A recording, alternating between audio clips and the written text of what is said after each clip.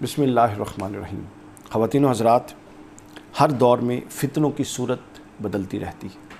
عقائد پر، نظریات پر اور افکار پر حملے کی نوعیت بدلتی رہتی ہے۔ ہر دور میں نئے افکار چیلنج کیے جاتے ہیں، نئے نظریات چیلنج کیے جاتے ہیں، نئے انداز سے چیلنج کیے جاتے ہیں۔ ہم جس دور میں بیٹھے ہیں، ناسبیت کا فتنہ اپنے عروج پر ہے، اور یزید کے حق میں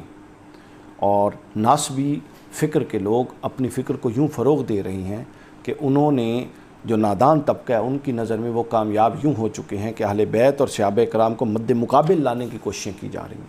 اور ذکر اہل بیت جہاں پر ہو اور اہل بیت کے فضائل و مناقب بیان کیے جائیں، واقعہ کربلا بیان کیا جائے، تو اس کو تشیع کے ساتھ، اہل تشیع کے ساتھ، شیعیت کے ساتھ منسوب کیا جاتا ہے،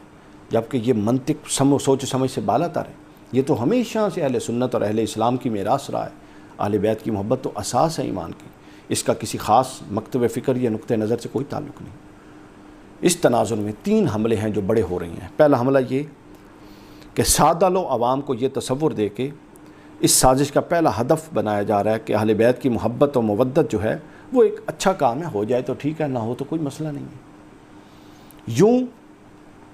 جسم جو پورا ایمان اگر جسم ہے تو اس کے اندر جو دل ہے وہ محبت اہل بیت ہے، یوں اس دل کو نکال کر اس جسم کو بے جان اور مردہ بنانے کی کوشش کی جا رہی ہے۔ دوسرا یہ ہے کہ اس بات پر زور دیا جا رہا ہے کہ اہل بیت اطہار کے نفوس قدسیہ کی شہادت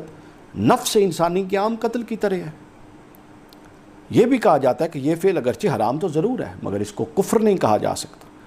ان کے لیے پھر قاتلان حسین اور اہل بیت کے لیے، پھر قاتلان اہل بیت کے لیے فقہی موشگافیوں کا سہارا لیا جاتا ہے، کلامی بحثوں کا سہارا لیا جاتا ہے، اور ان کے جرائم کی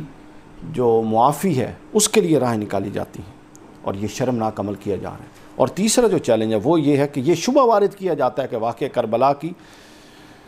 میں جو اہل بیت اطہار پر جو ظلم ہوا، جو اہانت ہوئی، ان کی جو شہید کیے گئے، ان کی جو بے حرمتی کے واقعات ہیں، ان پر ظلم و ستم کے جو واقعات ہیں، یہ من گھڑت قصے ہیں زیب داستان کے لیے جن کو وضع کیا گیا ہے، اور کچھ بھی صحیح سند کے ساتھ ثابت نہیں ہے۔ یہ 3 بڑے چیلنج ہیں جو اس دور میں کیے جا رہے ہیں۔ حضور شیخ الاسلام پروفیسر ڈاکٹر محمد طاہر القادری مجدد ہمیشہ اپنے وقت کے فتنے کو سمجھ کر اس کا رد کرتا ہے۔ حضور شیخ الاسلام نے اس فتنے کو بھی بر وقت سمجھا، اور ہم اللہ کے شکر گزار ہیں کہ ہم ایسے دور میں ہیں کہ ہمیں ہر فتنے کا جواب ایسے مدلل، علمی اور وقی انداز میں ہمارے پاس میسر آتا ہے کہ شاید یہ اسی صدی کا خاصہ ہے۔ تو حضور شیخ الاسلام نے یہ کتاب یزید کے کفر اور اس پر لعنت کا مسئلہ، القول المتین فی امر یزید اللعین،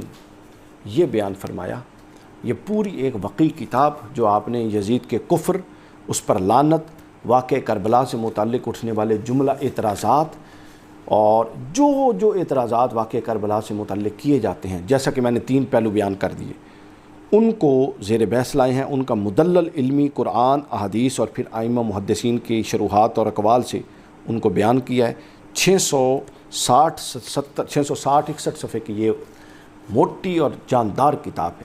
انشاءاللہ اس کے چیپٹر وائز دروس کا سلسلہ ہم شروع کریں گے، اور اس کے ہر چیپٹر کا، ہر فصل کا امکان اب آگے دیکھتے ہیں کہ فصل وائز بنتا ہے یا چیپٹر وائز بنتا ہے۔ تو انشاءاللہ یہ پوری کتاب آپ کو دروس کے ذریعے، مختصر شارٹ کلپس کے ذریعے انشاءاللہ بہت جلد میسر ہوگی۔